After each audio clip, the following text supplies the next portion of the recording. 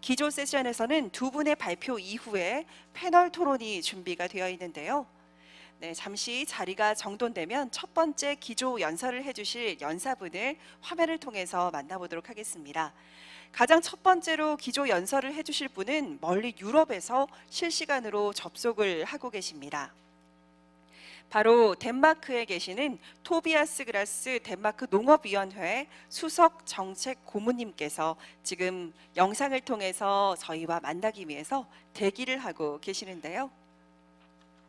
네, 지금 화면을 통해서 연결이 되었는지 저희가 먼저 확인하도록 하겠습니다. Hi, Tobias Grass. Can you hear me well? 네, 연결이 된 것 같은데요. Good morning. Good morning. 여러분 안녕하십니까? 네, 이제 기조 연설 시작하시면 되겠습니다. 감사합니다.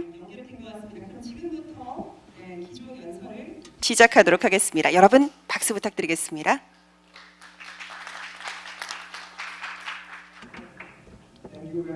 네, 감사합니다. 네, 제가 에코가 좀 들리는데요. 하지만 좀 진행해 보도록 하겠습니다. 제 스크린부터 공유를 좀 하겠습니다. 여러분들이 좀 보이시는지 궁금하네요. 잘 보이시나요?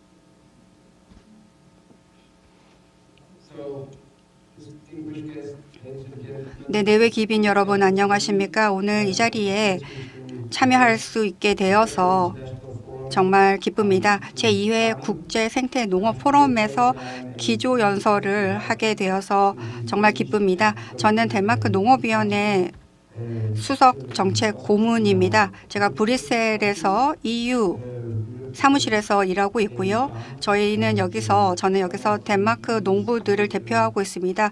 EU 농협이라든지 특히 유제품 그리고 또 전 세계 전 덴마크의 유제품과 농업 상품을 저희가 알리고 있고요. 또 계속해서 기후 스마트 식품과 삼림에 대한 협동 파트너십 정책 자문을 하고 있습니다. 이것은 클라이밋 행동, 기후 행동 파트너십이고요. 이것도 핀란드에 있는 농업 협동조합들을 대표하고 있습니다. 핀란드 그리고 노르웨이, 덴마크를 대표하고 있고요. 저희가 국제식량기구와도 계속 협업을 하고 있습니다. 제가 나중에 좀 더 설명을 드리도록 하겠습니다. 오늘 저희 제목은 이 자연과 함께 살면서 이 기후변화를 대응하기 위한 우리 그 자연과의 대화에 연관해서 제가 좀 말씀을 드리겠습니다. 여러분 제 스크린이 잘 보여지는지 모르겠는데요. EU 정책을 보여주는 지금 장표가 나오고 있습니다. EU의 그린딜 그리고 EU의 기후 정책은 EU의 기후법에 따르고 있습니다. 오늘 이제 제가 주로 말씀드릴 내용인데요. 이것은 바로 CAP 유럽연합의 공동농업정책과 관련이 있습니다. 이것은 매우 중요합니다. 이 프레임워크를 중요하게 만들었는데요. EU의 기후법은 EU의 NDC를 잘 보여주고 있습니다. 국가 온실가스 감축 목표가 정해져 있죠. 그래서 EU에서는 이 전체 27개국을 대표해서 이런 목표를 만들었는데요. EU에서는 이제 법적으로 구속력 있는 목표를 만들었습니다. 이제는 이제 요건이 되었는데요. 2050년까지 저희가 탄소를 제로로 만드는 것입니다. 그래서 EU 기후법에서 이것을 넷이라고 했는데요. 바로 이 90년 수준 대비 55%를 감축하기 위한 입법 패키지입니다. 저희가 하고자 하는 노력과 그리고 탄소 배출권을 얻고자 하는 것입니다. EU 이 기후법은 또한 넷 55라 그래서 Fit for 55라는 그 넷 55% 법을 2030년까지 정했습니다.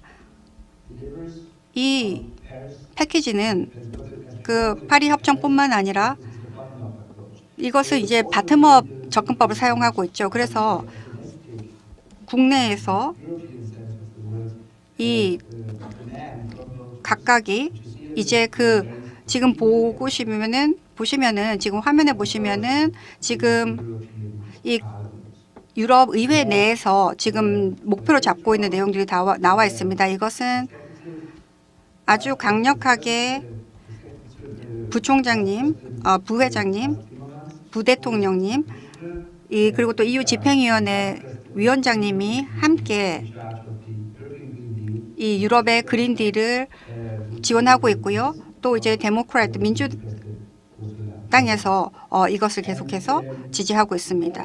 저희가 이 기후법에 들어가기 전에 그리고 또 공동농업정책 오늘 제가 좀 말씀을 드릴 텐데요. 그 전에 여러분에게 이 전체적인 그린딜의 내용에 대해서 좀 말씀을 드리고자 합니다. 그거의 범위를 좀 보여드리겠습니다. 지금 스크린에 보시면은 여러 가지 제안들이 나와 있는데요. 아주 급진적인 어떤 배출 규제뿐만 아니라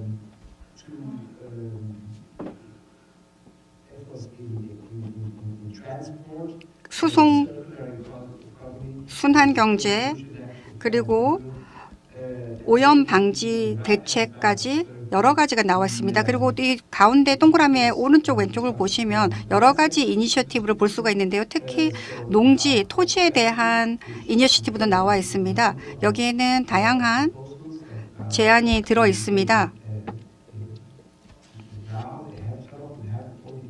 그리고 이 중에서 몇은 뭐 농약이라든지 농약 사용 규제법 이런 것들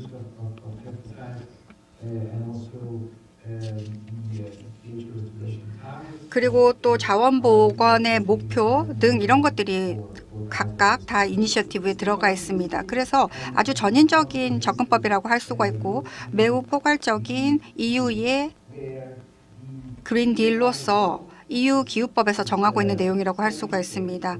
이것은 바로 그 기후법의 가운데 중심을 차지하고 이 각각의 타겟을 요건으로 하여서 이 타겟을 2050년까지 달성하기 위해서 노력하게 되는 것입니다.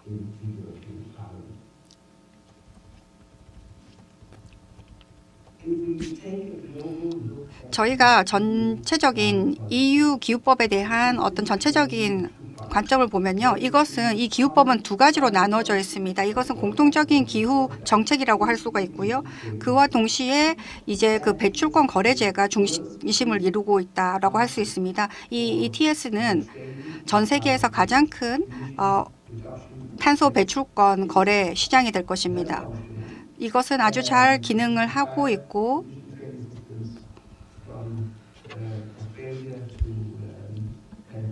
호주에서 캘리포니아까지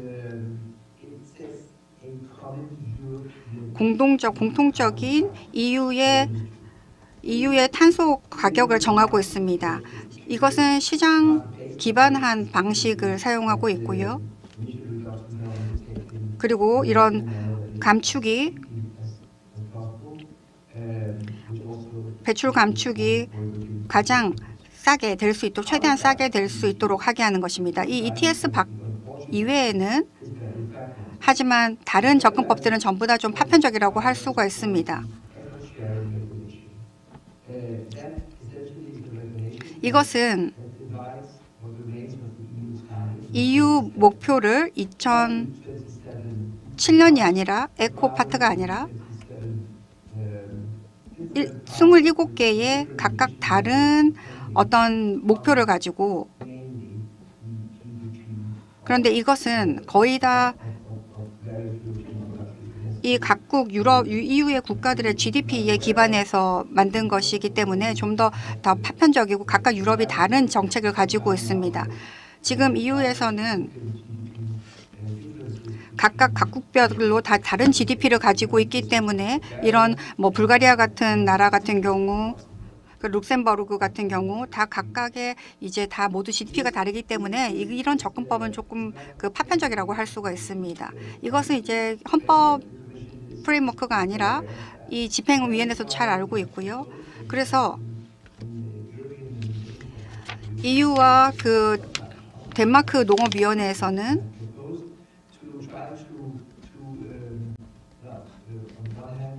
한쪽에서는 ETS를 확대하면서 동시에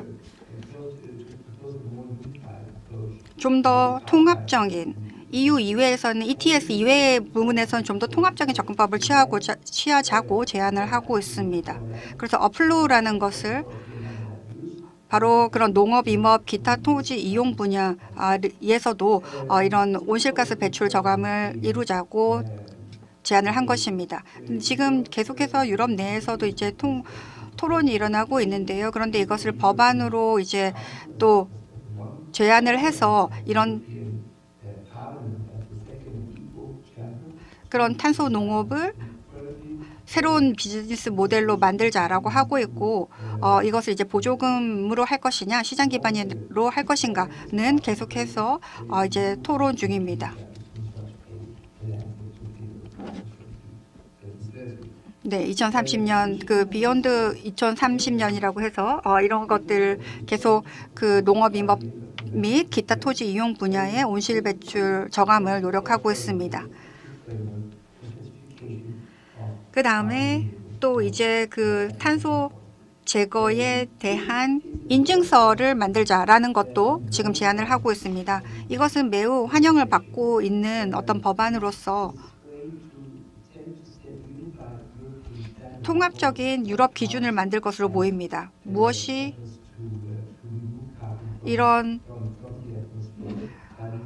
공기에서 탄소를 없앨 수 있는가에 대한 이런 목표를 정하고 있고 또 확실하게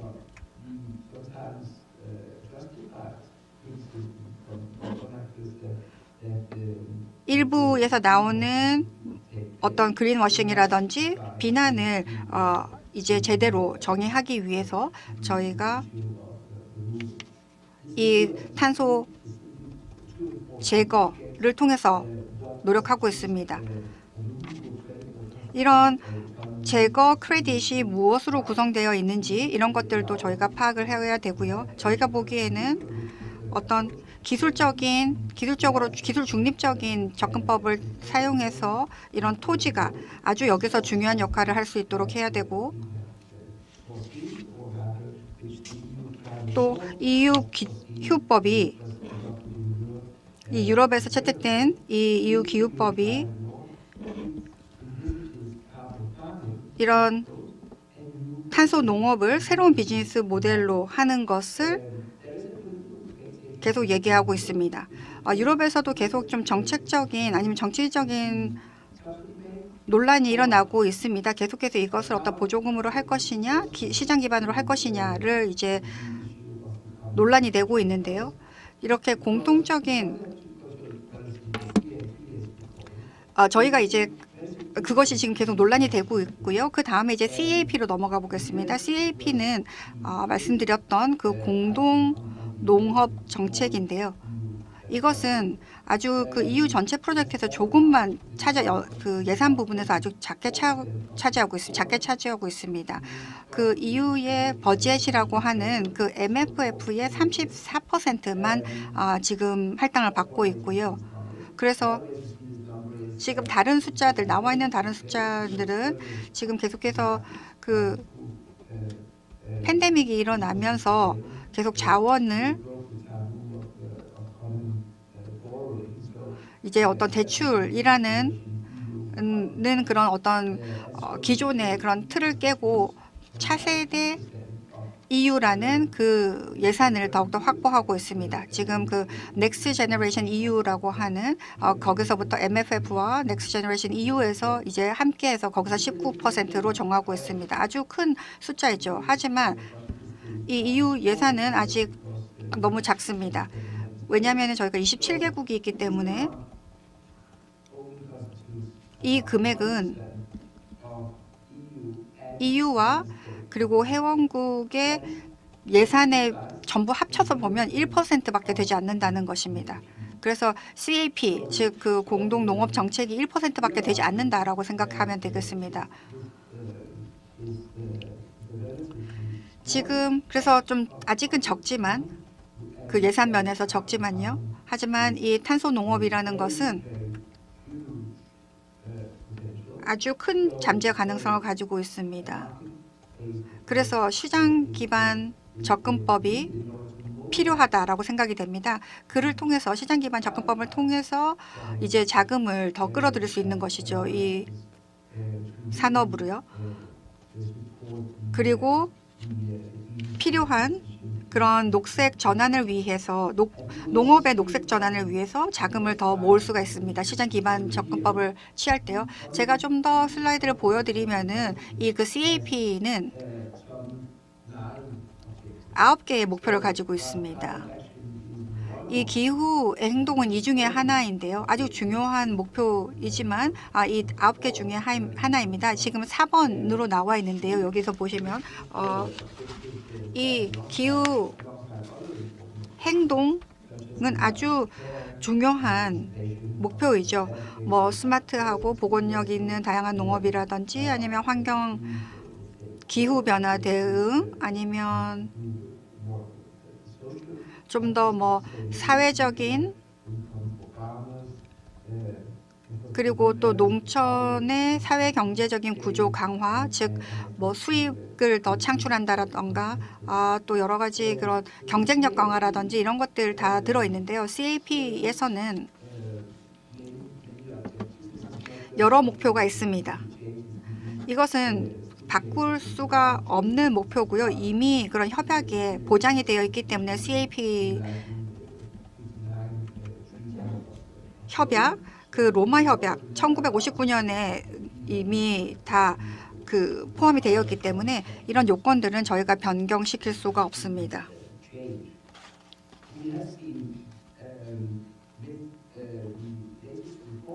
최근 이 CAP 개혁이 진행되고 있는데요. 여기에서는 첫 번째 1월 1일, 내년 1월 1일까지 이 목표를 이행하도록 하고 있습니다. 지금 슬라이드 보시면은 이제 재정의라고 되어 있는데요. 이를 통해서 각각 개별 국가들이 이 9개의 목표를 달성하기 위해서 국가 전략적 계획을 세우는 것을 요건으로 하고 있습니다. 각국의 행동들은 그리고 목표들은 이 EU 집행위원회에서 다 승인을 받아야 되고요. 그리고 각각 다른 국가가 어떻게 하고 있는지 이제 수합 리뷰를 받게 됩니다. 그래서 각각의 가이드라인이 이 9개 전체를 달성하는 것이 아니라 뭐 독일에서는 이런 목표를 달성하도록 하고 최우선으로 하고 뭐 또 다른 국가에서는 다른 목표를 최우선으로 하고 이런 식으로 이제 서로 바꿔가면서 목표를 확인하고 다시 평가하게끔 하고 있습니다. 이런 국가 전략 계획을 통해서요. 그리고 기후 행동은 뭐 여러 가지 그런 전략 계획을 포함하고 있는데요. 덴마크에서는 최근에 저희가 어떤 여러 가지 제안들을 EU 집행위원회에 제안했고 그리고 이것이 채택이 되었습니다. 특히 그 탄소 농업이 우리가 제출한 새로운 그 CAP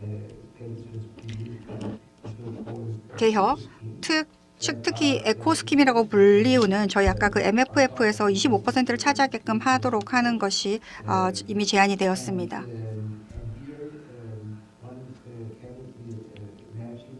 여기 보시면 이것을 그런 탄소 농업을 설립하기 위한 그런 여러 가지 인센티브를 포함하고 있는데요. 그런데 EU 이제 농업협회뿐만 아니라 그리고 지불, 그리고 탄소 저장 지불에 대해서 특히 직접적으로 지불하는 것에 대해서도 저희가 논의를 하고 있습니다. 여기서 CAP가 이제 그런 뭐 이런 탄소 저장을 하는 농부들에게 제공할 수 있는 직접 지불에 대해서 논의를 하고 있습니다. 이것이 이제 자발적인 시장이 될 것이냐, 아니면은 그 국가가 규제를 하는 시장이 될 것인가 하는 것에 대해서도 계속 논의를 하고 있습니다. 제가 시간이 별로 없어서 좀 마무리를 하고자 하는데요. 여러분들에게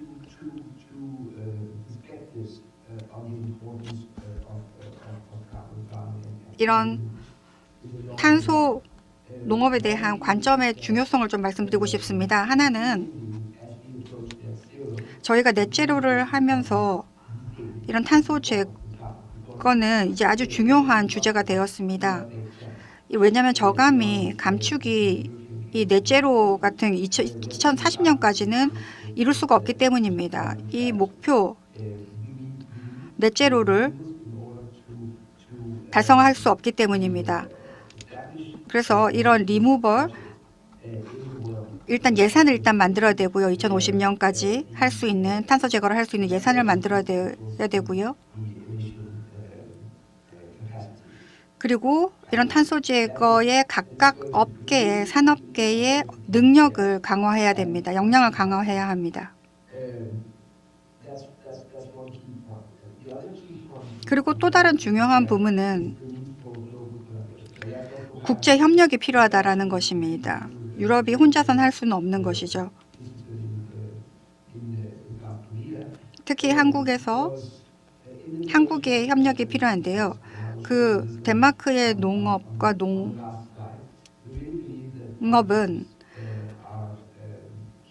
농업에서는 저희는 그런 기후변화 대응의 가장 중요한 요소는 바로 파트너십이라고 생각하고 있습니다. 전 세계에 있는 농업 기관들과 저희가 협력해서 알레푸드와 덴마크 기관과 이런 2050년 그 탄소 제로 넷제로를 위해서 그 덴마크 전체 식품 업계가 함께 협력을 했습니다.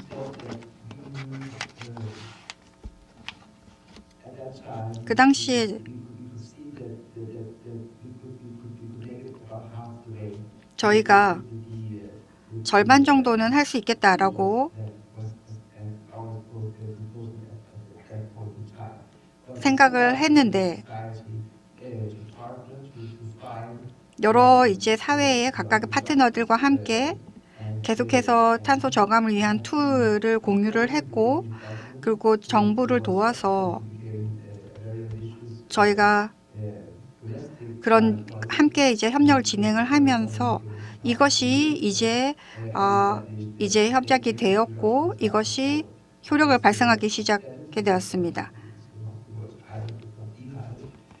전 세계에서 가장 높지는 않지만 각각의 이제 덴마크 분야에서 여러 가지 제안을 하게 됐고, 이런 넷제로를 위한 각각의 제안이 거의 한 24개 정도에 이르게 되었고, 어떻게 이 2030 목표, 그러니까 70% 감축 목표를 어떻게 달성할 거냐에 대한 이제 각 업계에서 협력을 통해서 24개의 제안을 내게 되었습니다. 또한 저희의 여러 가지 그 유럽의 동료들과 함께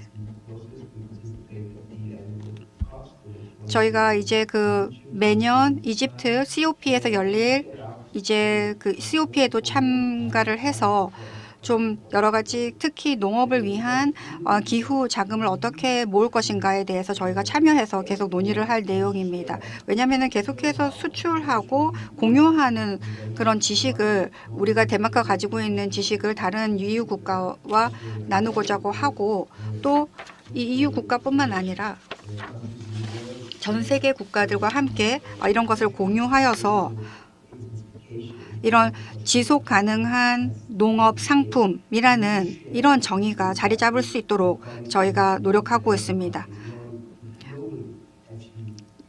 개도국뿐만 아니라 전 세계에서 이 파리 협약의 협정의 목표를 달성할 수 있도록 저희는 계속해서 전 세계와 협력해 나갈 것입니다.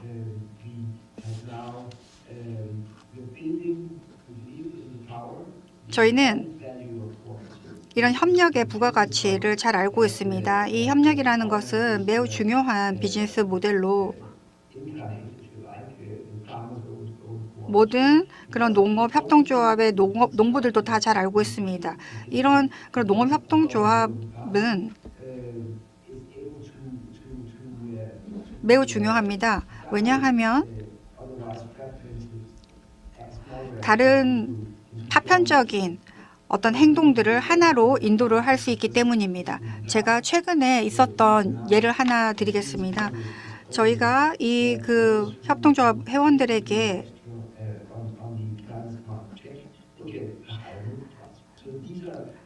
그런 기후 체크를 제공하겠다고 발표를 했습니다. 이런 여러 가지 그런 인센티브로 작용될 수가 있습니다. 이런 파트너십이 말이죠. 저희 동료뿐만 아니라 협동조합이 함께 FAO와 협력을 해서 유엔의 식량 계획 기구죠. 함께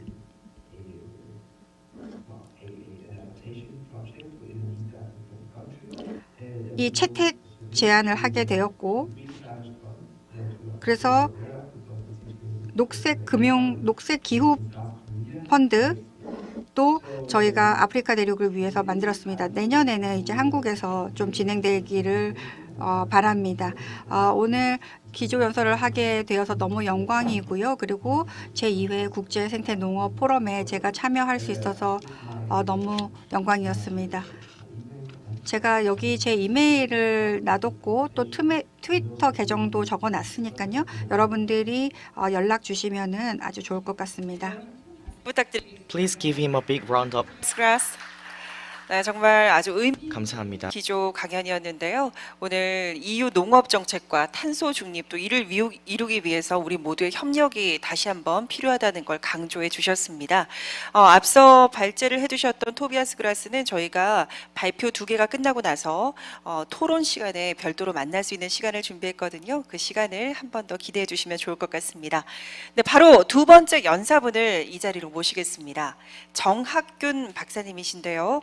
현재 한국농촌경제연구원의 탄소중립연구단장님이시고 지속가능발전위원회 전문위원이셨으며 국가통계위원회 한국환경경제학회 이사와 한국유기농업학회 상임이사를 역임하고 계십니다. 여러분 큰 박수로 환영해 주시기 바랍니다.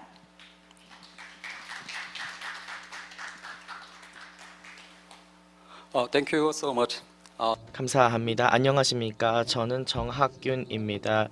제 좌장님께서 소개를 해주셨듯이요. 제가 현재 한국농촌경제연구원에서 근무하고 있습니다. 기후변화에 대해 탄소 중립에 대한 연구에 몸담고 있고요. 그리고 뿐만 아니라 에코농업에 대해서도 연구하고 있습니다. 사실 많은 예시들을 나열하자면은 가능성이 많겠죠. 생태농업이라고 하는 것도 뭐 친농업, 환경농업이다라든지 저탄소 농업이라든지 정밀농업 등등이 많습니다. 특히 제가 오늘 주안점을 두고 싶은 내용은요. 저탄소 농업입니다. 그래서 여러분들께 소개해 올릴 내용은요. 우리 한국 정책과 그리고 이제 어떤 제도들이 준비되어 있는지 그리고 정책의 기조에 대해서 소개해 올리도록 하겠습니다. 네, 그래서 제가 영광스럽고 기쁜 마음으로 여러분들과 함께 논의를 하게 되었는데요. 특히 제가 말씀드리고 싶은 발표의 목차는 다음과 같습니다. 우선 다음과 같은데요. 첫 번째는요. 한국 농업 부문의 온실가스 감축 목표입니다. 두 번째로는요. 이제 감축 방법의 현황과 관련된 정책입니다. 세 번째는요. 저탄소 농업의 수용성에 대해서 사례 연구를 해왔습니다. 마지막으로는 농업 정책의 방향성에 대해서 말씀드리겠습니다. 자, 그러면은 지체 없이 첫 번째 목차로 넘어가 보도록 하겠습니다. 아시다시피 한국 정부가 천명한 것이 바로 온실가스 감축 목표인데요. 그래서 2050년까지 감축하겠다라는 야심찬 계획을 세웠습니다. 한국 정부가 또 뿐만이 아니라 탄소 중립 기본법이라는 것을 공포했습니다. 2021년에 공포된 법이었고요.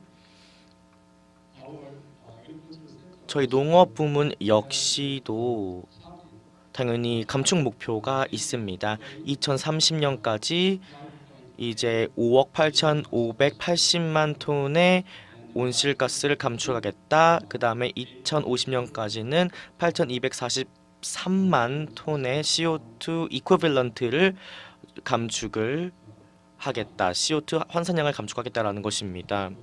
자, 그래서 만약에 저희가 저탄소 농업을 채택한다라고 했을 때 여러 가지 위기와 기회를 동시에 목도하게 됩니다. 물론 저희가 저탄소 농업을 채택을 통해서 온실가스 배출 감축 목표를 달성할 수는 있겠습니다만 그래도 저희가 몇 가지 주요 요인들도 있고 예를 들어 보면 식량 안보에 대한 위협이라든지 아니면은 생산 비용의 증가라든지 생산량의 감소 등등이 위기 요소로 작용을 하게 됩니다. 또 뿐만이 아니라 저희가 또 기회 요인도 많다고 합니다. 예를 들어 보면 외부 비즈니스를 통한 소득 증대 그리고 수출 증가 수입 감소 등등이 있습니다. 그래서 반드시 저희가 여러 가지 핵심 위험 요소를 극복하는 동시에 당연히 더욱더 기회 요인을 활성화시킬 필요가 있습니다. 두 번째 목차입니다. 제가 여러분들께 소개해 올릴 주제는요. 한국 정부의 감축 제도와 관련된 정책입니다. 네, 지금 이 그림을 통해서 보실 수 있는 내용은 바로 각각 감축 제도 혹은의 목표입니다. 뭐 예를 들어 적수 관계라든지 천수 관계라든지 질소 비질료 감소라든지 바이오차 공급 등등등이 있습니다. 그리고 고효율 에너지 시설 등도 예가 될 수가 있고요. 농업 기계 등등등이 있습니다.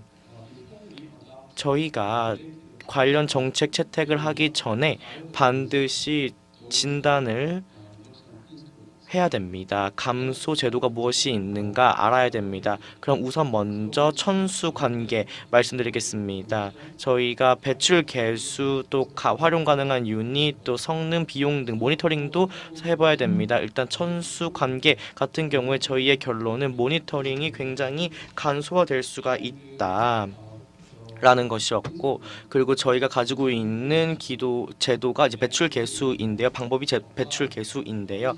그래서 저희가 이러한 제도를 영농이라든지 농가라든지 아니면은 면적 경지에 활용을 할 수 있습니다. 이러한 제도를 활용을 하게 되면은 특히 온실가스 감축 관련 정책을 적절하게 시행을 할 수가 있고 굉장히 정밀하게 시행을 할 수가 있습니다. 따라서 굉장히 저희 입장에서는 이러한 제도가 무엇이는지를 진단하는 것이 중요하다 할 것입니다. 자, 이 그래프를 살펴보게 되면 저희 정책입니다. 그래서 세 가지 종류의 정책이 있는데요. 우선 탄소 감축과 관련된 세 가지 정책이 있습니다. 첫 번째는 바로 자발적 배출 감축 프로젝트입니다. 이 프로젝트는 이제 농민들을 지원을 해서 저탄소 농업을 채택을 하도록 하고 그 방법으로는 이제 비료 사용량의 감축, 이런 에너지 또 살충제, 농약 등을 줄이도록 하는 것이죠. 그래서 정부가 농민들을 지원을 해서 1톤당 10,000원을 제공하고 있습니다. 그리고 다음은 인증 제도인데요. 이 인종 혹은 인가 제도 같은 경우에는 농민들을 지원을 하고요. 소비자를 또 한편으로는 지원을 하고 있습니다. 만약에 저희 농민들이 저탄소 농업을 채택을 한다. 그리고 이제 비료라든지 아니면 투입물을 줄인다. 그러면 정부에서는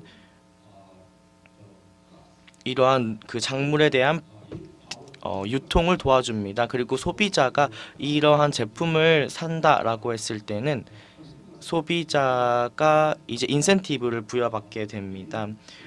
녹색 포인트, 그린 포인트라고 하는 인센티브를 받게 되고요. 한국 정부가 정책을 활성화를 해서 녹색 작물, 녹색 농산품을 촉진하고자 하고 있습니다. 그리고 마지막으로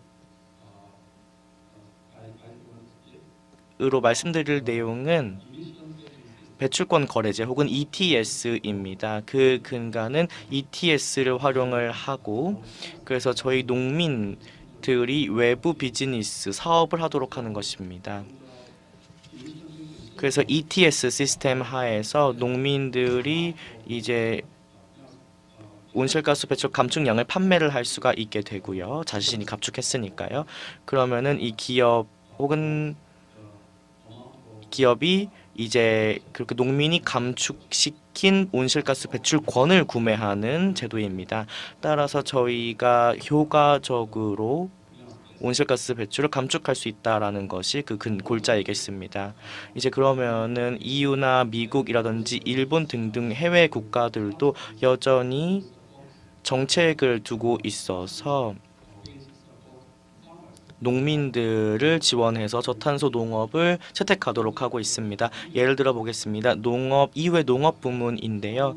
이 이후의 농업 부문은 탄소 중립 목표를 가지고 있고 법적 구속력이 있습니다. 유럽의 기후 법을 채택하기 때문이었는데요. CAP 같은 경우는 지속적으로 농업 부문의 기후 변화 적응 지원 지속을 확대해 나갈 계획입니다. 미국과 일본 같은 경우에도 정책을 통해서 농민들을 지원을 하고 저탄소 농업을 촉진하고자 하고 있습니다. 자, 그러면 저희의 한국농촌경제연구원에서 농민 대상으로 저탄소 농업 수용성 연구를 진행한 바 있습니다. 저희가 제공했던 설문조사는 일반적인 농민들을 대상으로 했던 것이었고요. 그래서 기후변화에 대해서 얼마나 인지하고 있는가, 그리고 농민들이 이런 기술을 얼마나 수용할 것인가, 그리고 이제 관련 배출 제도를 얼마나 채택할 것인가에 대해서 들어봤습니다. 그래서 이제는 기술의 수용도에 대해서 저는 좀 강조를 하고 싶습니다.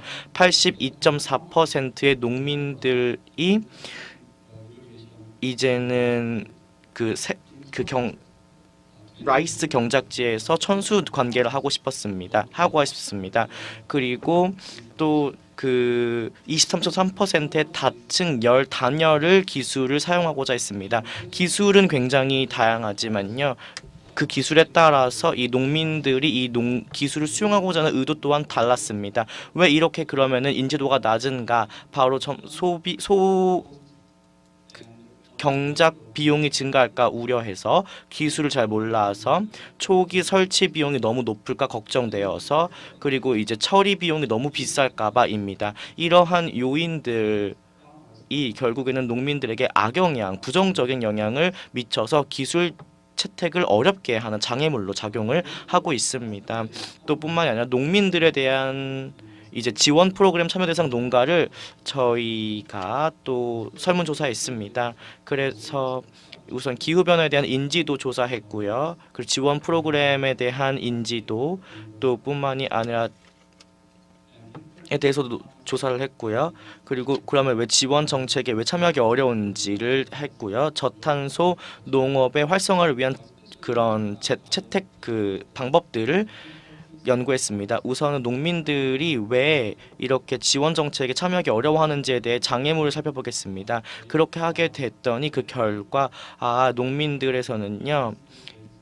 이제 뭐 사업 등록이라든지 아니면 인증 데이터 준비가 너무 어렵다라고 했습니다. 많은 농민 같은 경우 거의 대다수의 농민들이 느끼기에 참 어려운 부분이 바로 이런 부분이다라고 답변을 했었고요. 그래서 반드시 이런 농민 지원을 하기 위해서는요. 아무래도 이제 문서 준비 절차를 좀 간소화시킬 필요가 있지 않나라는 제언을 드립니다. 마지막으로 말씀드릴 내용은요. 바로 농업 정책의 방향성 혹은 기조입니다. 우선은 바로 감축 목표를 기반으로 말씀 올리도록 하겠습니다. 당연히 저희가 고려해 볼 수 있는 기본적인 기조입니다. 첫 번째 맞춤형 프로그램이 되겠습니다. 그래서 뭐 단계별 촉진이라든지 경제 인센티브 제공이라든지 홍보라든지 아니면 인프라 제공과 트레이닝이 있습니다. 다음 단계에서 제가 여러분들께 설명드릴 내용이 조금 더 자세하게 될 것인데, 우선 첫 번째로 제가 여러분들께 이제 탄소 감축 제도에 대한 직접 지급에 대해 말씀드리겠습니다.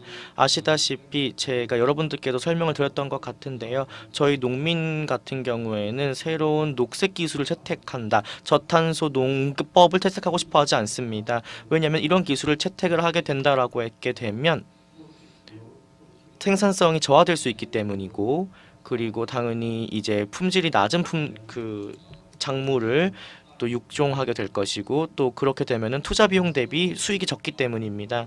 따라서 저희 정부는 반드시 저희 농민들을 지원해 줘야 되는데, 이러한 기술을 채택하는 농민들에 대한 지원을 우선시해야 됩니다. 따라서 저희가 직접 지급을 한번 고려해 볼 수가 있겠습니다. 그리고 여기 보시면 제가 몇 가지 탄소 감축 제도 방법을 나열해 놓았습니다. 그림에서 보일 수 있습니다.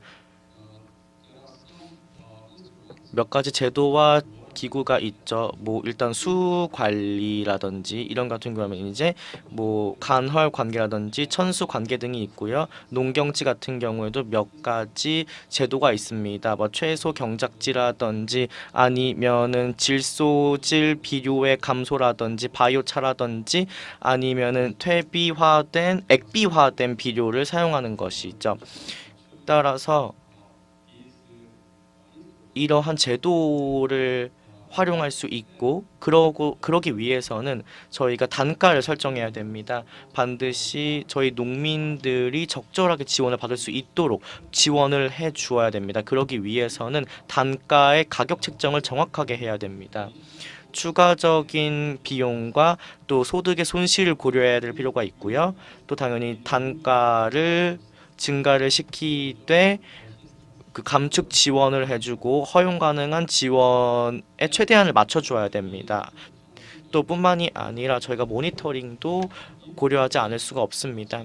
만약에 저희가 농민들 체크를 한다고 했다라고 했을 때 기술 채택 잘하고 있나를 확인해 보려고 한다라는 상황이라고 하면, 그리고 이제 농민들이 이런 기술을 꽤 잘 농업에서 활용하고 있다라고 했는지 이런 것들을 확인하기 위해서 모니터링 혹은 체크가 필요합니다. 모니터링 방법을 활용을 해야 되고, 단 그때 채택한 그 감축 그 방법에 따의 특징을 잘 고려해야 됩니다. 예를 들어 간헐 관계라고 해보았을 때 농민들 같은 경우에는 이제 행동 그 사진 증명을 보낼 수가 있습니다. 그래서 우리 이렇게 간헐 관계하고 있다라고 증명할 수 있는 것이 있죠. 이러한 상황에는 간소화된 것이 있죠. 복잡하지 않습니다. 사진만 찍어서 보내면 되는 것이니까 모니터링을 하기에도 적합하지 아니할 수 없습니다. 또 뿐만 아니라 저희가 저탄소 농업 지원 프로그램의 개선도 고려해야 됩니다. 여러분들께도 아까 제가 말씀 올렸던 것 같은데요. 3가지 종류의 지원 프로그램이 있다 하였습니다. 그러나 그 탄소 배출 감축량 자체는 정말 작습니다. 감축량 자체가 작다라는 것이죠. 그래서 저희가 결국에는 강화시키거나 이런 정책 지원을 개선해야 됩니다. 농업 기업 협력 프로젝트가 있습니다. 그리고 문서 준비의 간소화, 그다음에 저탄소 농업과 축산품에 대한 시장 분화 또 등이 있습니다. 또 인증 제품에 대한 촉진도 있습니다. 첫 번째 먼저 농업 기업 협력 프로젝트를 보도록 하겠는데요. 제 생각에는 이제 농민 혹은 농가 같은 경우에 어려움을 겪는 경우가 이제 자본 투자입니다.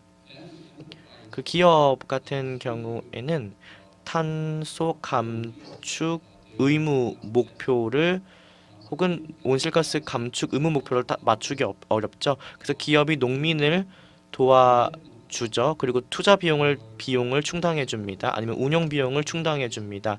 그렇게 되면 저희 농민들은 이런 기술을 채택을 하게 되고, 그러면 이제 이 협력 사업을 통해서 온실가스 배출 감축을 달성할 수 있습니다. 이 그림을 살펴보게 되면 이제 농업 활동의 차이입니다. 서포트 프로그램, 지원 프로그램의 참여 전후입니다. 51.4%의 농민들이 이런 이야기를 했습니다. 에너지 비용을 줄였다. 자발적 감축 사업을 통해서 53.8%의 농민들 같은 경우에는 에너지 비용을 줄였다. 외부 프로젝트를 통해서라고 답변했습니다. 연구, 개발, R&D도 중요합니다. 이를 통해서만 온실가스 배출 감축 목표를 달성할 수가 있습니다. 그 메탄이 낮은 비료라든지 질소 감소하는 것, 고효율 에너지 시설, 스마트 축사, 그리고 그러니까 탄소 저장의 현황 파악 같은 것들, 이러한 기술의 필요합니다. 그래야만 저희가 R&D 개발을 할 수가 이를 위해서 이런 기술들을 위해서 R&D 기회가 필요한 거죠. 그리고 저희가 또 기후 변화에 대해서 특화 대응 센터를 설립해야 됩니다. EU 같은 경우를 살펴보면 농업 지식 혁신 시스템이라는 것을 구축해 놓고 있습니다. 이 시스템 같은 경우에는요, 이제 농민들이 프로블럼 맵을 찾아볼 수 있도록 각 국가별로 2009년부터 제공하고 있습니다. 그래서 농민들에게 기후 변화 완화 적응 관련해서 조언도 해주고 생물 다양성, 수자원 보호에 대한 조언도 해주고 있는 시스템이 되겠습니다.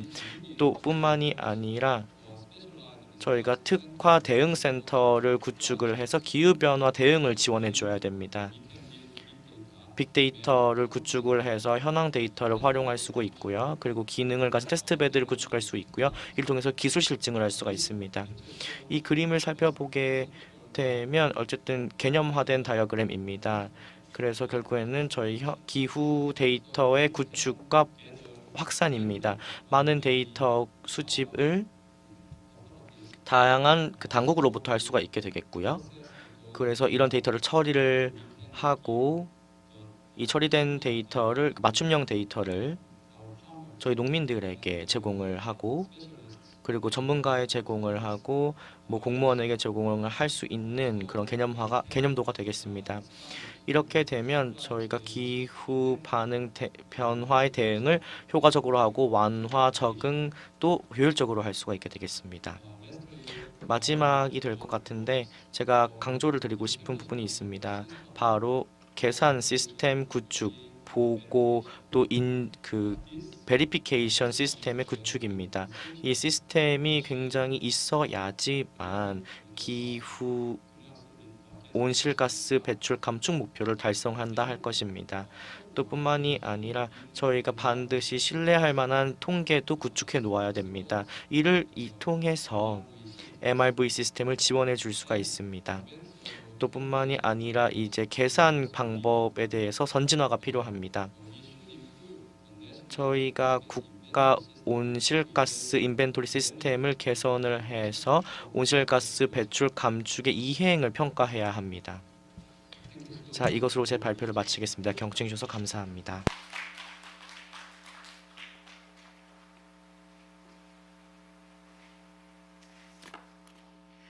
네, 여러분 발표해 주신 정학균 박사님께 다시 한번 큰 박수 부탁드리겠습니다. 네, 두 번째 기조 발표였는데요. 탄소 중립 실현을 위한 농업 정책 방향이라는 주제로 발제를 해 주셨습니다. 정학균 박사님은 이어지는 패널 토론에서 패널로서 여러분들께 함께 다시 인사드릴 예정인데요. 잠시 토론 준비를 한 후 5분 정도 후에 여러분들과 다시 인사드리도록 하겠습니다. 5분 후에 뵙겠습니다.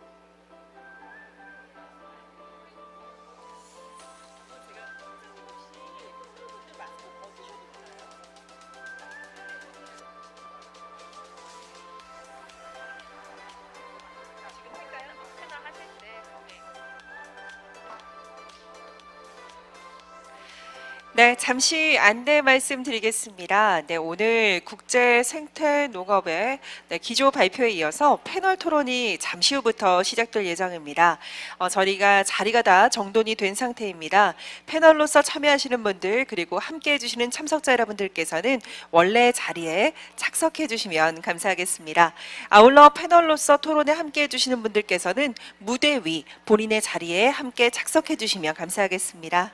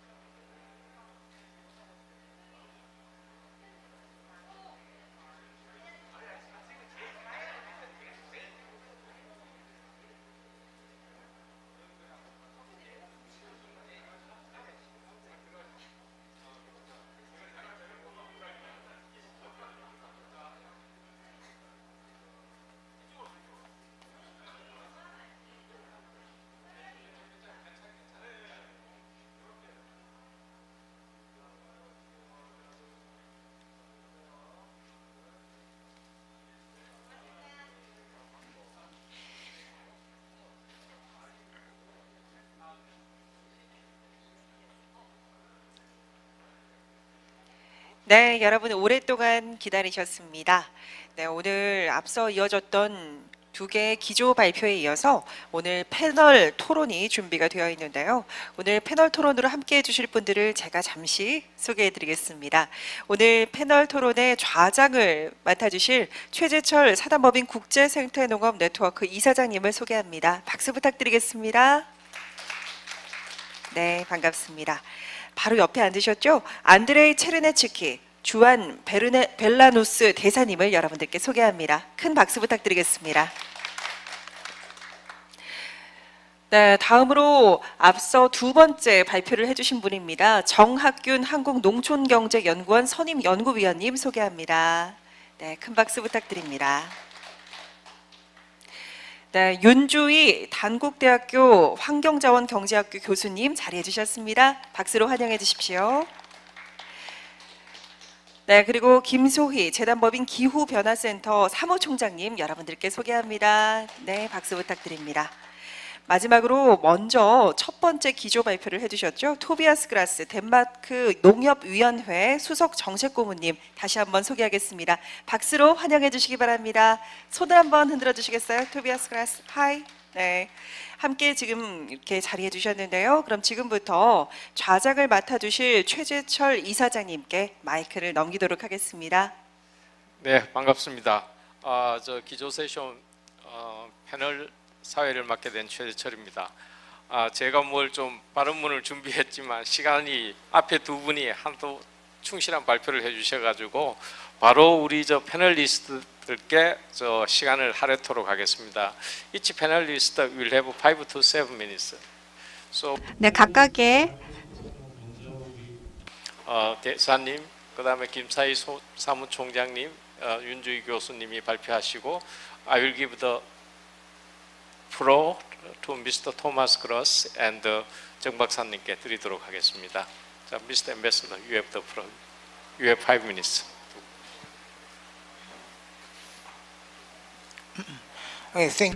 감사합니다. 내외 기빈 여러분, 존경하는 참석자 여러분, 영광스럽게도 이제 함께 하게 되었습니다. 국제 생태 농업 포럼에서 인류의 중요한 이슈를 다루고 있습니다. 여러분들께 올리고 싶은 내용은요, 벨라루스의 지속 가능한 농업과 또 생태 농업의 개발 단계가 어떤지 말씀드리겠습니다. 우선 시작하기에 앞서서 농업이라는 것이 이제 중요한 부문뿐만이 아니라 경제도 중요한 역할을 하고 또 국가 보안 안보에도 중요합니다. 그래서 뿐만 아니라 이제 결국에는 사람들 이 사는 방식에 대해서도 많은 영향을 미치는 것이 농업입니다. 그리고 뿐만이 아니라 이러한 농업 부문의 여러 가지 특징이 있는데요.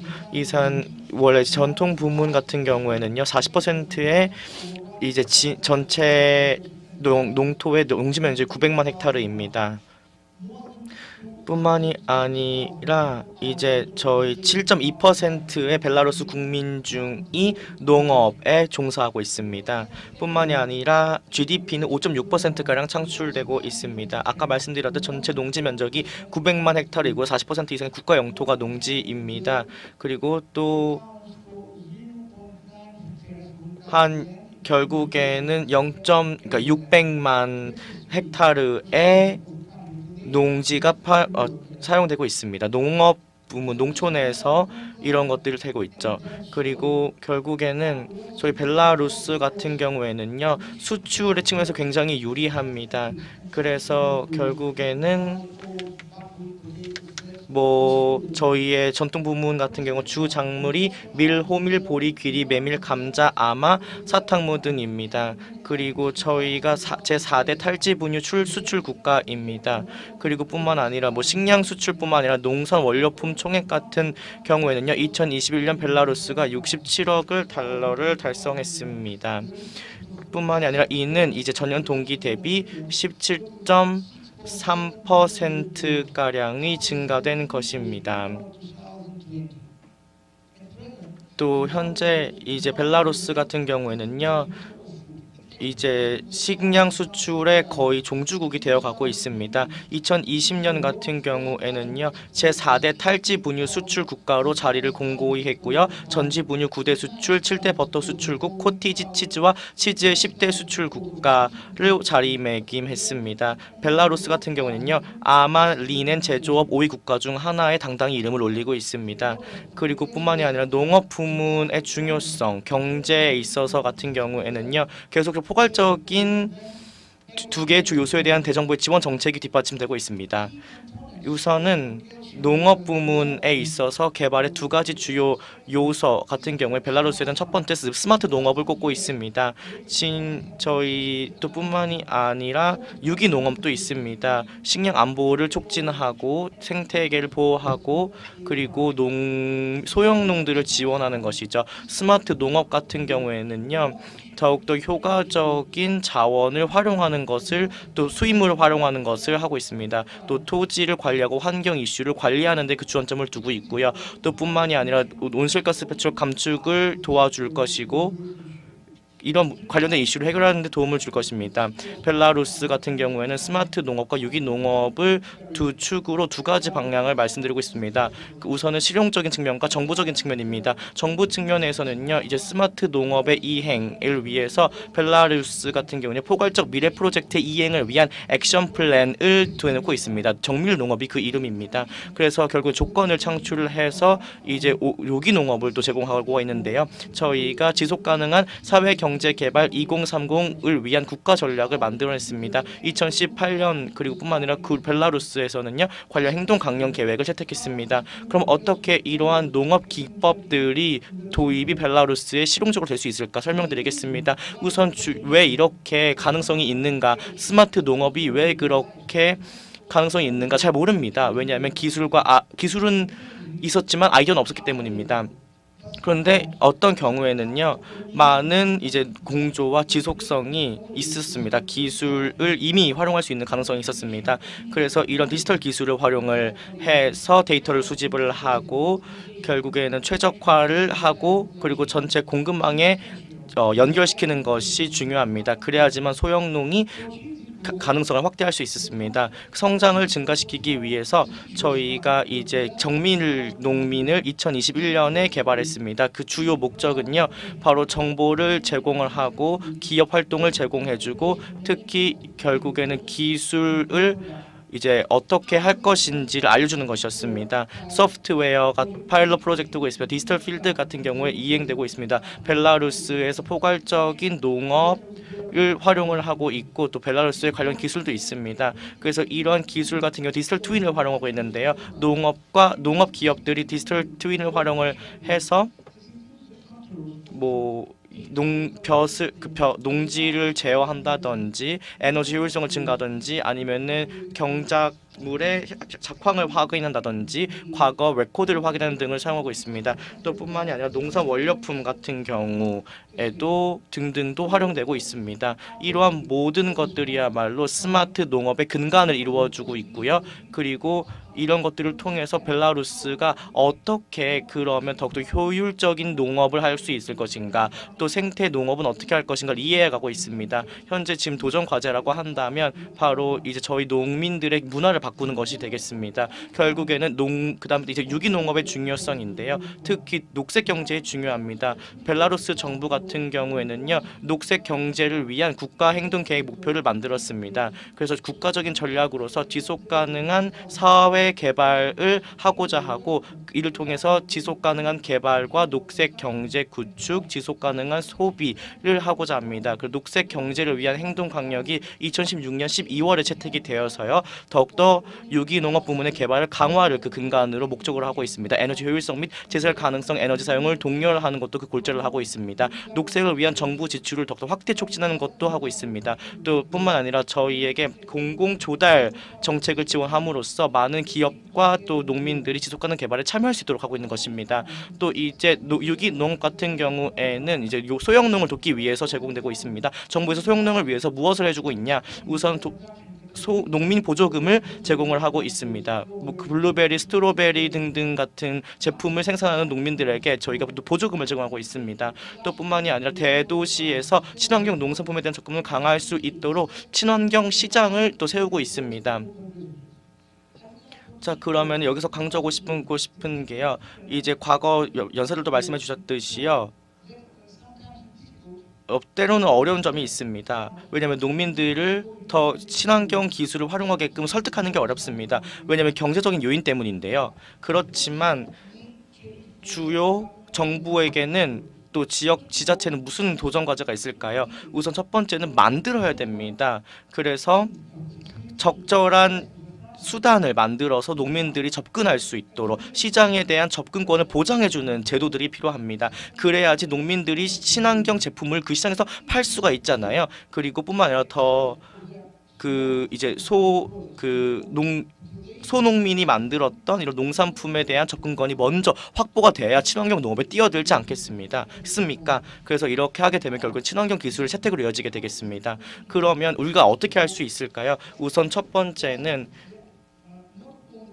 단지 친환경 농업법뿐 아니라 이제 결국에는 건강한 제품을 더욱더 홍보해야 됩니다.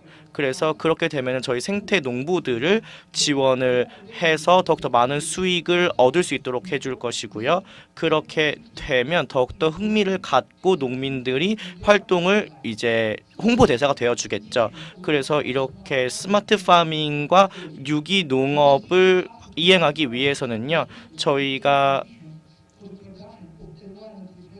서로 다른 농업 제품에 대해서 투입물을 양을 줄여야 될 필요가 있습니다. 그래서 지속 가능한 개발을 할 수 있는 토대가 될 것 같습니다. 경청해 주셔서 감사합니다. For your very insightful presentation. 네, 아주 훌륭한 발표 감사합니다. 정말 훌륭한 기회로서 저희가 농업의 다양성, 벨라루스 농업 다양성에 대해서 이해할 수 있었습니다. 다음 발표자는요, 김소희 님이신데요. 5분 드리겠습니다. 빨리 해주시고 센터도 잠시 소개해 주시고 그렇게 해주세요. 네, 반갑습니다. 기후변화센터의 김소희입니다. EU의 농업정책, 한국의 농업정책, 그리고 벨라루스의 농업정책까지 잘 들었습니다. 근데 저희 기후변화센터는 시민단체이고 2014년간 국내에서 기후 대응을 위한 시민들과의 소통을 하고 있습니다. 그래서 저는 오늘 조금 다른 관점에서 2030 세대들과 함께 생태농업을 얘기했으면 좋겠다라는 제안을 좀 드리고 싶습니다. 그래서 저희 센터가 하고 있는 2030 세대들과 하고 있는 활동들을 좀 소개해 드리면서 아마 내년에는 제3회 국제 생태농업 포럼에서는 청년들과 함께 생태농업을 얘기할 수 있는 그런 시간이 좀 마련됐으면 하는 바람이 있습니다. 네, 2030 세대들이 저희 국내 인구의 33%를 차지하고 있습니다. 그리고 이 친구들이 향후 10년의 기후 위기를 대처해야 되는 메인 세대라고 인식을 하고 있습니다. 그래서 이 세대들이 기후 변화에 대한 관심은 그 어느 세대보다 매우 높습니다.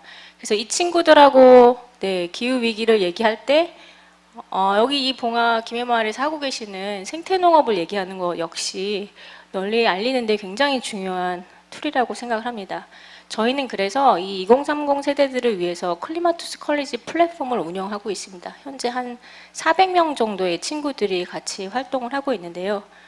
이 친구들이 같이 하고 있는 활동들은 단순히 교육이 아닙니다. 교육을 하고 또 이 친구들이 제안을 하고 그 제안을 가지고 캠페인을 직접 만들고 또 이 캠페인 한 내용들을 가지고 공유하고 이렇게 순환되는 형태로 진행이 되고 있는데 이 좌측에 첫 번째 보시는 것처럼 톡톡 탄소 중립은 어떤 한 주제의 전문가를 모시고 2030 세대들이 궁금증이 풀릴 때까지 질문을 하는 토크 콘서트입니다.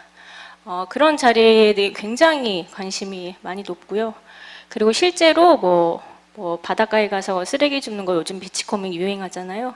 그리고 쓰레기 처리 문제에 대해서 어떻게 해야 되는지 그런 부분에 대해서 본인들이 소속해 있는 대학교에 가서 실제로 캠페인을 주도하고 대학 총장님을 찾아가서 얘기하고 이러한 내용들을 진행을 하고 있습니다. 그래서 이런 프로그램들을 좀 벤치마킹 하셔서 충분히 저는 생태농업하고도 결합이 가능할 거라고 생각을 하고 지역에 있는 대학들과 생태농업을 얘기하는 시간을 갖고 교육하는 시간을 갖고 실제로 생태농업이 뭔지 현장에서 보고 체험하고 할 수 있는 그런 프로그램들이 만들어진다면 이 세대들을 중심으로 정부가 하고 있는 정책들 뭐 이런 내용들이 좀 자연스럽게 전파되지 않을까. 정책에 대해서 좋은 내용들은 되게 많지만 이게 실제 그 시민들한테 접점으로 다가오는 건 그 친구들이 실제로 뭔가를 경험해 봤을 때 그걸 자기 걸로 소화해낼 경우가 굉장히 높거든요. 그래서 그러한 자리를 만들어주는 거 그게 굉장히 중요하다고 생각합니다. 저희는 이 친구들을 위해서 별도의 매거진을 제작하고 있습니다. 이거는 서울 전국에서 그 독립책방이나 조금 핫한 카페에 가시면 실제로 실물로 찾아보실 수 있는데요. 이 매거진은 2030 세대들한테 좀 입소문이 나가지고 지금은 꽤 인기가 있는 편입니다. 그래서 이 친구들이 본인들이 소화한 내용들을 또 다시 한번 외부로 이제 그들의 의견들을 내미는 그런 자리들을 저희는 좀 만들어주고 있고요. 그래서 앞으로 5분을 주셨으니까 1분 남았네요. 네. 여기 김해에서도 경남에서도 지역의 대학들과 교류를 하면서 생태농업을 얘기할 수 있는 그런 자리들을 좀 만들어 주셨으면 좋겠고 저기 제가 이제 제 앞자리에 앉아 있으면서 옆에 전범유 위원장님하고 황당금 회장님하고 인사를 드렸거든요. 저분들은 실제로 현장에서 생태농업을 하고 계시는 분들이시잖아요. 저분들하고 청년들하고 Q&A 시간을 갖는 게 저는 굉장히 의미 있는 시간이라고 봅니다. 그런 자리를 또는 그런 프로그램들을 다음번 3회 때는 이 생태농업 포럼에서 좀 볼 수 있었으면 좋겠고 그 전에라도 지역에 있는 대학들과 같이 이런 프로그램들을 좀 만드시면 어떨까 그렇게 제안을 드려봅니다. 네, 감사합니다. 시간 딱 맞췄습니다. 네, 정말 감사합니다. 내년 3차 포럼 때 우리 두 분의 회장님을 모시고 청년들과의 대화 시간을 필히 프로그램에 포함시키도록 하겠습니다. 사실 우리 김소희 사무총장님 발표를 듣다 보니까 최근에 일본에서 농촌에 역습하는 유명한 책이 나왔습니다. 그게 뭐냐 하면 다 죽어가는 농촌이 젊은이들이 들어와서 그 농촌을 살려가지고 주변의 도시들을 변화시키고 있다 해가지고 책 제목이 농촌의 역습이었습니다. 그 사람들이 와서 농사만 짓는 게 아니라 오히려 스마트 농업 또 뭐 재생 전기 활성화 이런 거라든지 이런 것들을 여러 가지 아이디어를 내 가지고 저 농촌을 부활시켜 가지고 그래서 이제 제목이 Backlash of Agricultural Community to the City 이렇게 to the urban life 뭐 이런 식으로 전개가 되는 것 같았습니다. 감사합니다. 우리 저 윤주희 교수님 5분 드리겠습니다. 네, 반갑습니다. 아마 작년에 제가 이 자리에서 탄소 중립 실현을 위해서 생태농업에 대한 중요성, 가치에 대해서 아마 여러분들이 같이 공유를 했는데, 특히 그 당시 때 그 독일의 그 토비아스 스펠 솔모하고 프랑스의 저기가 생태농업의 헥타당 1 내지 3톤 정도 탄소를 격리시킬 수 있는 그런 능력이 있고, 우리가 혼농 임업 시스템을 할 경우는 헥타당 10톤의 잠재적인 능력이 있다. 이제 그런 얘기를 작년에 이렇게 이 자리에서 아마 이렇게 또 말씀을 하신 것 같아요. 상당히 그 생태농업에 대해 중요성 가치를 인식을 시켰는데, 이제는 이제 이번에는 보니까 이제 탄소 중립 실현을 위해서 이제 농업 정책 얘기를 했는데, 이제 생태농업의 중요성 가치를 이해했는데 이 정책을 어떻게 실현시킬 것이냐, 이게 가장 전 중요하다고 생각합니다. 이제 그런 의미에서 오늘 이제 두 분의 정학군 박사님하고 또 덴마크 박사가 있는데, 상당히 많은 이 부분 중에서 제가 두 분 이렇게 발표 내용을 보면서 공감한 부분도 많고, 특히 우리 정 박사님께서는 위기와 기회가 있다는 얘기뿐만 아니라 또 유럽에서는 이 탄소 중립 실현을 위해서 이렇게 보면은 정말 강력한 이렇게 또 법을 이제 법적 구속력이 정도로 이렇게 추진하고 있다는 얘기도 좀 또 해주셨고, 그 다음에 아까 덴마크 쪽에서 말씀하신 분은 여러 가지 얘기를 하면서 이제 이후에 이제 이렇게 하는 CAP 그런 것도 얘기를 하면서 중요한 것 중에 하나가 예산 문제라든가, 그리고 업계의 능력 강화, 그리고 국내 협력, 이런 것이 실현되지 않으면은 탄소 중립 실현에 많은 난관이 부딪혀 있다.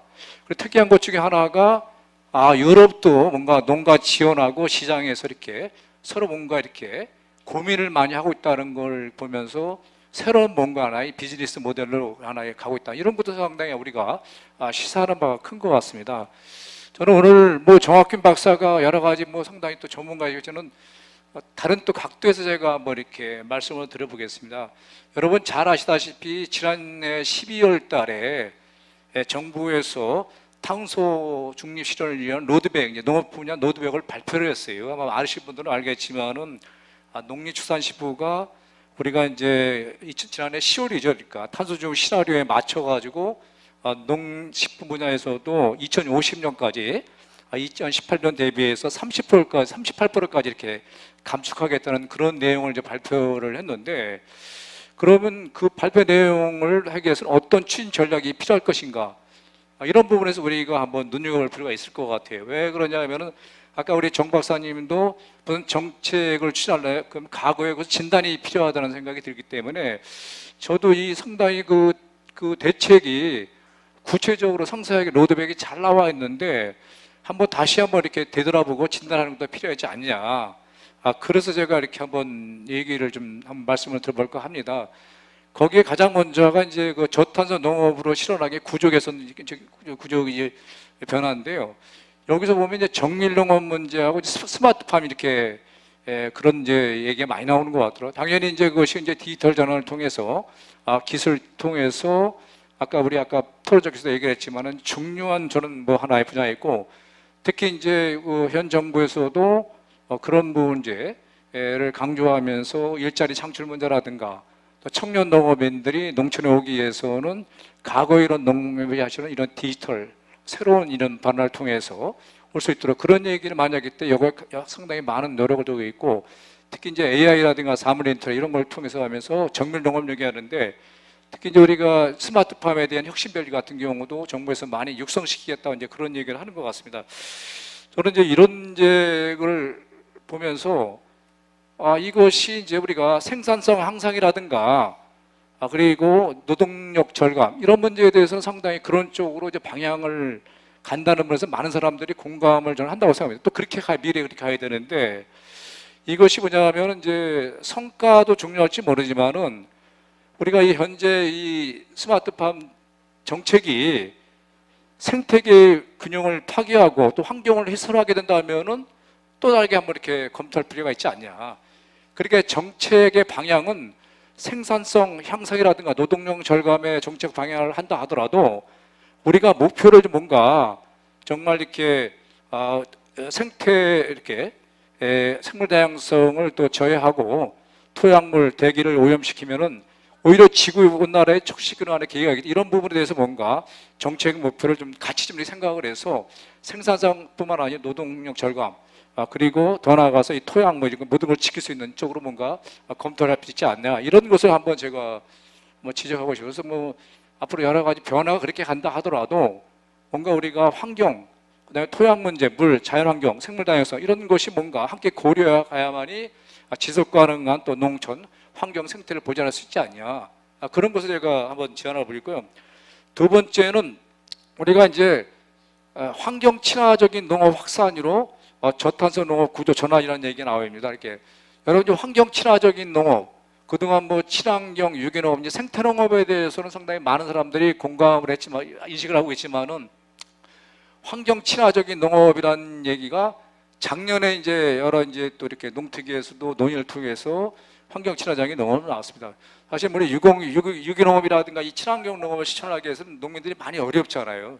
사실 뭐 인증 문제라든가 뭐 규제 그런 것 때문에 많이 없기 때문에 이거 환경 친화적으로 이렇게 농사를 지게 된다면 그 나름대로 뭔가 좀 넓은 확장층에서 그 범위에서도 보면 전 생태농업도 들어간다고 해서 저는 사실은 이제 환경 친화적인 농업보다도 생태농업으로 이렇게 그렇게 해야 된다는 얘기를 강력히 주장했는데 그게 안 되고 이제 환경 친화적인 농업을 얘기하는데 거기에 보면은 이제 우리가 목표가 그러니까 2050년까지 30%를 확대하겠다는 얘기를 합니다. 이게 30%까지 환경 친화적인 농업을 목표는 상당히 좋죠. 이렇게 30%까지 확대된다는 게 좋은데 거기에 이제 수단이라서 보면은 이제 친환경 농업 이제 직접 지구 조성 문제라든가 농업 환경 보존 프로그램 이런 것을 이제 내세워서 추진하겠다고 이렇게 나와 있는데 올해 이제 내년도죠. 2023년도 예산 편성을 보면은 이것이 뭔가 좀 의지가 있는 건지 없는 건지 좀 안타까운 점이 있는 것 같습니다. 한 비근한 예로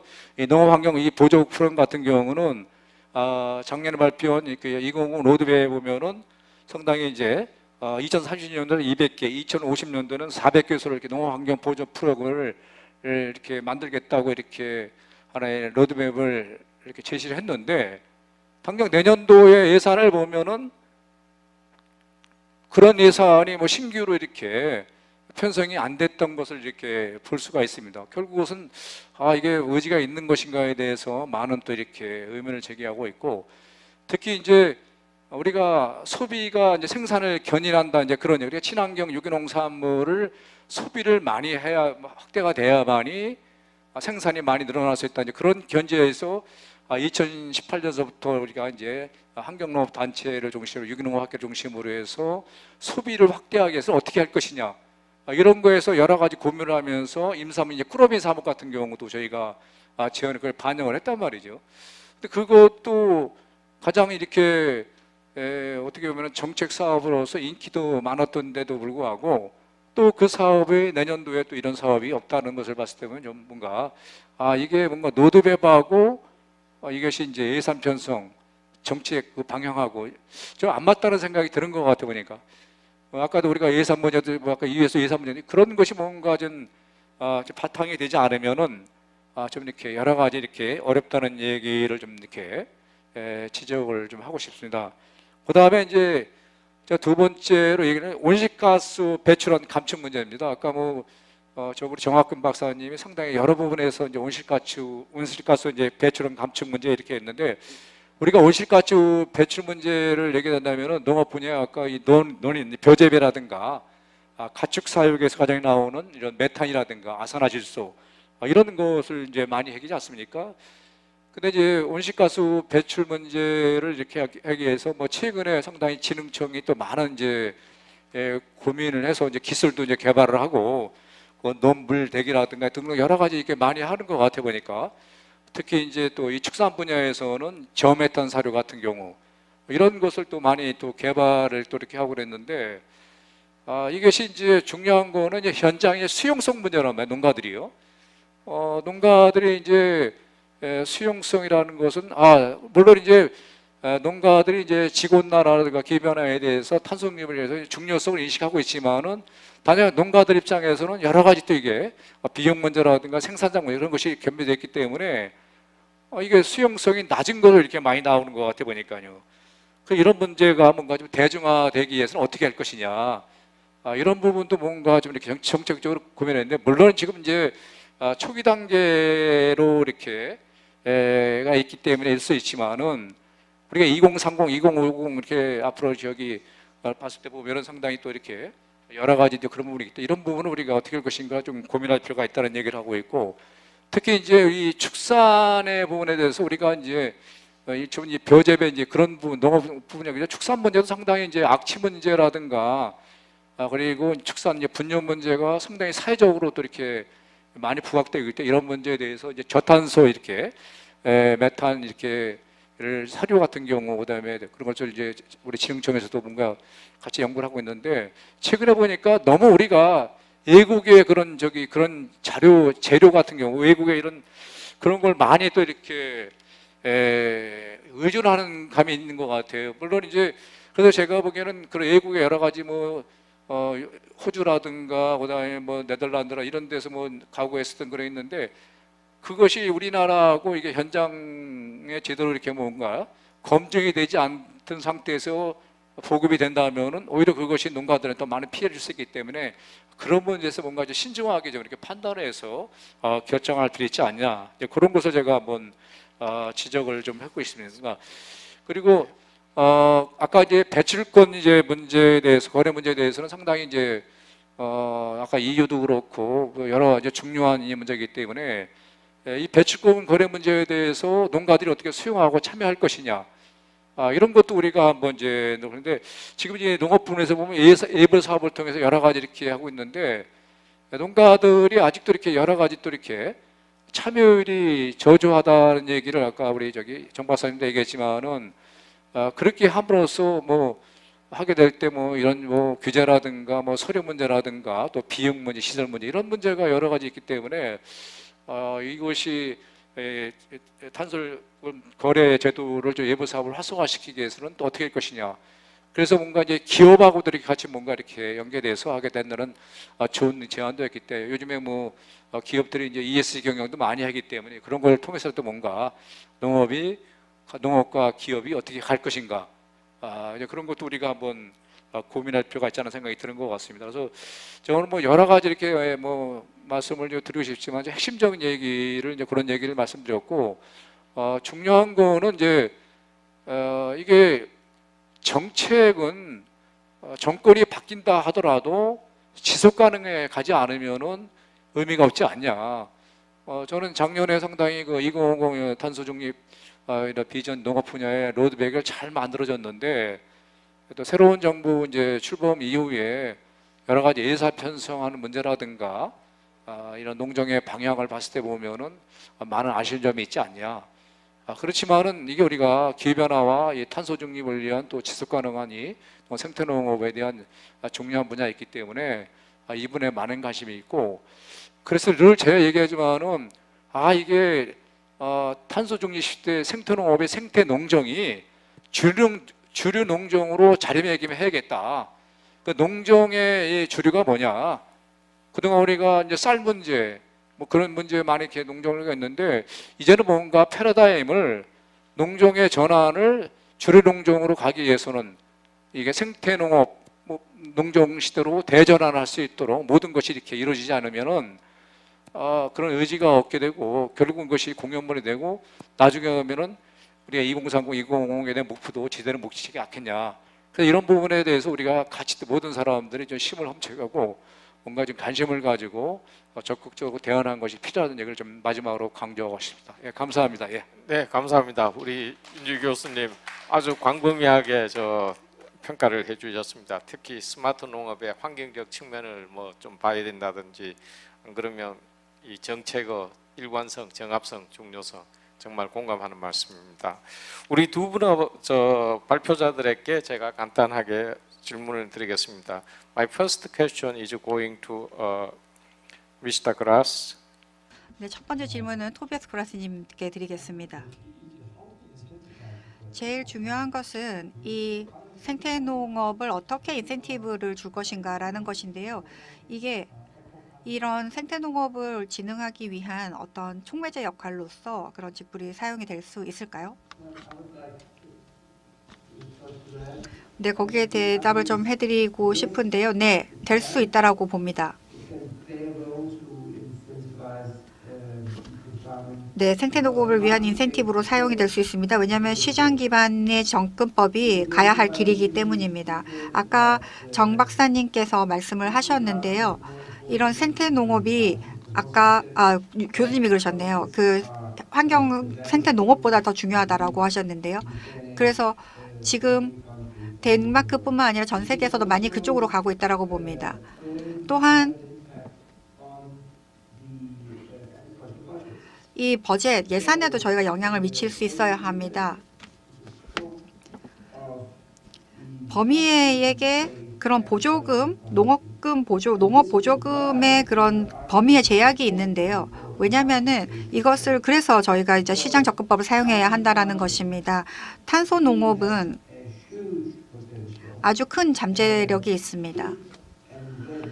언제일지 아니면은 할 수 있을 것인지 새로운 자원이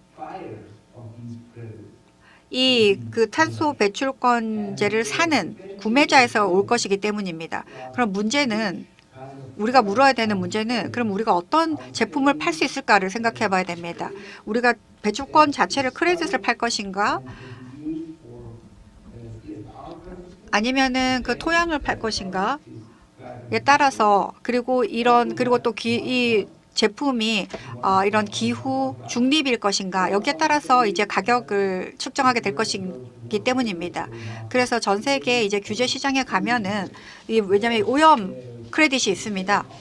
그런데 오프셋을 상세를 팔고 있습니다. 그래서 각 업계에서 이런 상세권을 팔게 되고 있습니다. 그래서 아주 높아졌죠. 다음은 우리 네, 답변 감사드립니다. 하나 질문을 드리겠습니다. 지금 우리 생태농업을 이야기하는데 생태농업을 정말 하기가 힘듭니다. 그랬을 때 정부에서 생태농업 산물과 관행농법 산물의 차별화를 실시해서 구매하는 방법이 어떻습니까? 그런 방법을 현재 실시하고 있는지 아니면 앞으로 실시할 건지 좀 이야기해 주시면 감사하겠습니다. 네네. 일단 그 녹색 기술에 의해서 그 생산된 어떤 그 농산물은 이제 저탄소 농산물이 될 수 있을 것 같고요. 또 하나가 이제 친환경 농산물도 사례가 될 수 있을 것 같습니다. 근데 이러한 그 농산물에 대한 차별화는 결국 서티피케이션, 즉 인증이 필요하고 그 인증으로 이제 친환경 농산물의 경우에는 이제 가격 차별화가 이루어지고 있습니다. 그래서 유기농업, 그다음 무농약 농업, 농산물에 대해서 일반 농산물에 비해서 1.2나 1.5배 정도 높은 가격으로 지금 시장에서 판매가 되고 있습니다. 그런데 이 저탄소 농축산물의 경우에는 아직 시장 차별화가 이루어지지 않고 있습니다. 그래서 이건 앞으로의 과제고요. 가장 중요한 부분이 이제 과연 이 농산물을 생산할 때 얼마나 탄소가 감축되었는지 여기에 대한 정확한 계측을 기초로 해서 아마 되어야 되는데 그게 조금 앞으로 많은 과제가 있다고 생각이 되어집니다. 예. 네. 그리고 한 가지만 더 말씀을 드리고 싶습니다. 윤주희 교수님하고 또 김소희 사무총장님께서 굉장히 중요한 말씀을 해주셨다고 생각이 되고요. 특히 이 소비 측면에서 그리고 정부 정책에 있어서 앞으로 이 저탄소 농업 또 에코파밍을 확대하기 위해서 굉장히 중요한 얘기를 해주셨다고 생각이 되어지고 특히 윤주희 교수님께서 이제 그 정부 예산과 지금 어떤 로드맵 사이의 어떤 차이, 어떤 괴리감 이런 부분들에 대해서 언급을 해주셨는데. 제 생각에는 이제 그 공편이 굉장히 앞으로 중요해진다고 생각이 되거든요. 그래서 그 부분을 좀 언급하고 싶은데, Thank you so much for. 네, 감사드립니다. 오늘 코멘트 발표 감사드립니다. 그리고 우선은 저희가 완화 기술에 대한 혜택을 살펴봐야 될 것 같습니다. 만약에 저희가 측정을 해봐서 이제 녹색 기술의 공동 혜택을 측정을 해보게 되면 저희가 펀딩을 받을 수가 있겠죠. 좋은 펀딩을 받을 수 있겠습니다. 그래서 우선은 공동의 혜택을 먼저 예측을 해야 됩니다. 녹색 기술에 대해서. 그래야만 자금 지원이 가능하죠. 예를 들어 보면 간헐 관계 혹은 경작지 같은 경우에는 저희가 온실가스 배출 감축도 할 수 있지만 또 동시에 저희가 수자원의 사용도 줄일 수 있습니다. 그래서 정확한 공동 혜택을 산출을 해야 됩니다. 그래야만 정부로부터 펀딩을 받을 수가 있겠죠. communicate. 네, 계속해서 여기에 대해서 데이터에 대해서 조금 의사소통을 해주시길 바랍니다. 그래서 더 토론하고 싶지만 이번 패널 토론은 기조 세션 패널 토론은 여기서 마쳐야 하겠습니다. 우리 발제해 주신 두 분, 그다음에 패널 토론에 참석해 주신 세 분께 다시 한번 감사드립니다. 수고 많으셨습니다. 네, 여러분 다시 한번 큰 박수 부탁드리겠습니다. 오늘 좌장으로 수고해 주신 우리 위원장님을 비롯해서 패널분들 너무나 소중한 이야기들 많이 해주셨는데요. 국제 생태농업의 개막을 위해서 함께 자리해 주신 많은 분들께 다시 한번 감사하다는 말씀 드리고 싶습니다. 저는 여기서 인사를 드려야 될 것 같은데요. 먼저 내일 세션에 대한 안내 말씀 잠시 드리겠습니다. 생태농업을 위한 기업과의 파트너십, 그리고 친환경 생태농업과 ESG, 지속가능한 경제와 농촌 공동체 등 3개의 엑스퍼트 세션이 준비되어 있습니다. 내일부터 이어질 세션에 여러분들의 많은 관심과 참여 부탁드리겠습니다. 그럼 여기서 인사드리겠습니다. 여러분 감사합니다.